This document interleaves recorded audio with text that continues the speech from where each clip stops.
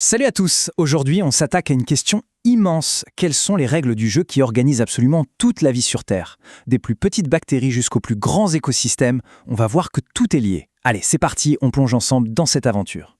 C'est une bonne question pour commencer, non? On a une goutte d'eau, une forêt entière et un fossile vieux de millions d'années. A priori, rien à voir.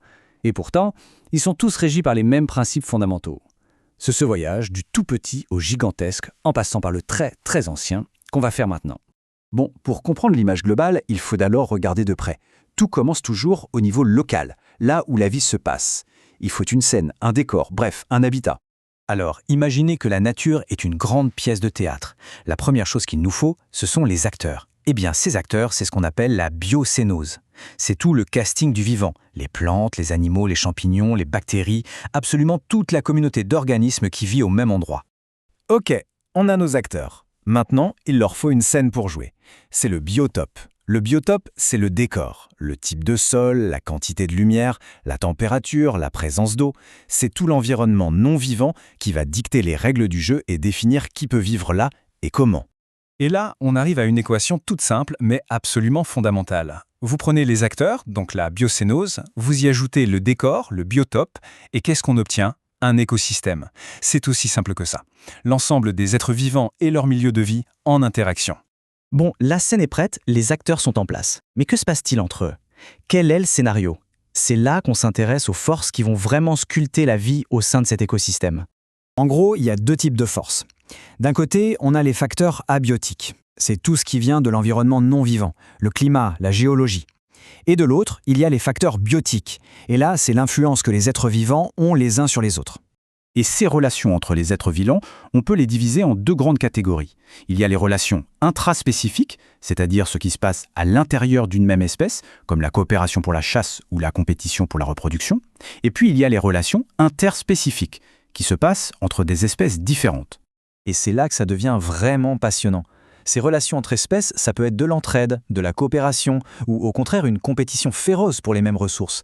Ça peut être une relation de prédation, où l'un mange l'autre, ou même de la symbiose, où deux espèces vivent en association très étroite. Attention, tout ce petit monde n'interagit pas au hasard, loin de là. Toutes ces relations tissent une structure complexe, une véritable toile interconnectée, où chaque organisme a un rôle bien précis. Pour simplifier, on peut voir trois grands rôles. À la base de tout, on a les producteurs. Ce sont les végétaux qui transforment la lumière du soleil en énergie. Ensuite, il y a les consommateurs, qui vont manger les producteurs ou d'autres consommateurs. Et enfin, un rôle essentiel, les décomposeurs. Ce sont eux qui recyclent toute la matière organique morte pour la rendre à nouveau disponible. L'équilibre entre ces trois-là est crucial.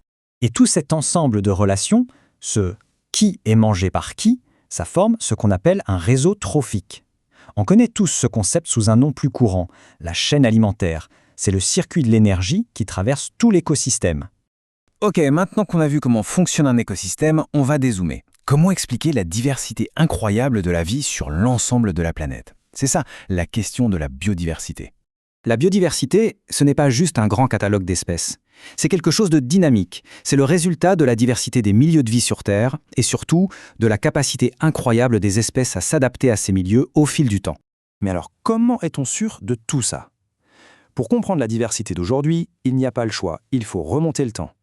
Il faut jouer les détectives et chercher les indices que l'histoire de la vie a laissés derrière elle. Et l'outil numéro 1 pour cette enquête, c'est la paléontologie, la science qui étudie les fossiles. Ces fossiles, ce sont de véritables archives gravées dans la pierre. Sans eux, l'évolution resterait une théorie abstraite. Ils sont la preuve tangible que la vie a une longue, très longue histoire.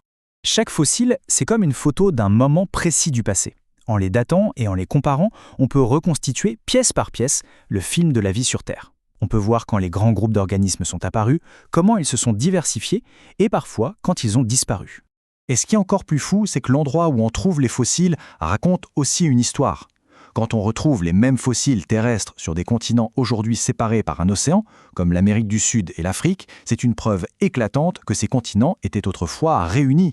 Ça nous montre comment des espèces ont été séparées et ont dû évoluer différemment. Prenons un autre exemple. Regardez bien cette image. Une aile d'oiseau et une aile de chauve-souris. Elles servent à la même chose, voler, mais elles ne se ressemblent pas vraiment. Pourtant, elles partagent un secret de famille, une preuve incroyable de leur histoire commune. On appelle ça des organes homologues. Si on regarde le squelette à l'intérieur, on s'aperçoit que l'organisation des os est la même. C'est le même plan de construction de base qui a été hérité d'un ancêtre commun. L'évolution a ensuite bricolé ce plan en changeant les proportions des os pour adapter l'aile à des vols différents. C'est une preuve magnifique de l'évolution en action. Alors voilà, de la biocénose dans une simple mare jusqu'aux fossiles qui nous parlent de mondes disparus, on a vu que la vie est une force dynamique, interconnectée et en perpétuelle adaptation. Ça nous laisse avec une dernière question, absolument vertigineuse. Si l'évolution est un processus qui n'est jamais terminé, où va-t-elle ensuite ? La grande histoire de la vie est encore loin d'avoir livré son dernier chapitre.